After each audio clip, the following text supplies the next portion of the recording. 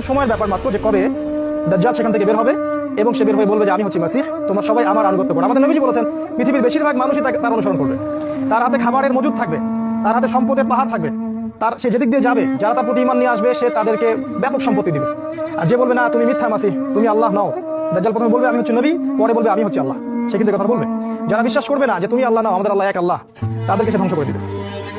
এবং সে কখন বের হবে? সে বের হবে ইমামুল মাহদী বের হওয়ার পরে, আগে নয়। ইমামুল মাহদী বের হওয়ার পরে দাজ্জাল বের হবে, আগে বের হবে না।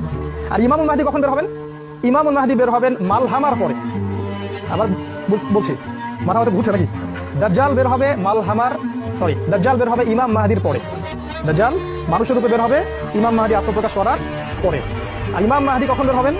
মালহামা বা মহাযুদ্ধের পরে। বুঝতে পারছেন মালহামাটা কি? আমাদের নবীজি বলেছেন এমন যুদ্ধ পৃথিবীতে হতে যাচ্ছে যে যুদ্ধে 100 জনের মধ্যে 99টা মানুষ মারা যাবে, যেটা হবে একটা নিউক্লিয়ার যুদ্ধ, পারমাণবিক যুদ্ধ। একটা করে বোম পড়বে, একটা করে রাষ্ট্র শেষ। সামনে অপেক্ষা করছে। এই পর্যন্ত কি পৃথিবীতে এমন কোন যুদ্ধ হয়েছে যেখানে 100 জনের মধ্যে 99% মানুষ মারা গেছে? আমাদের নবী হাদিসে বলে গেছেন যে 100 জনের মধ্যে 99টা মানুষ সেই যুদ্ধে মারা যাবে। সহি হাদিস। তার মানে এটা সামনে আসতে যাচ্ছে। তিনি আরো বলেছেন এই যুদ্ধে 80টা দেশ একত্রিত হবে। কয়টা?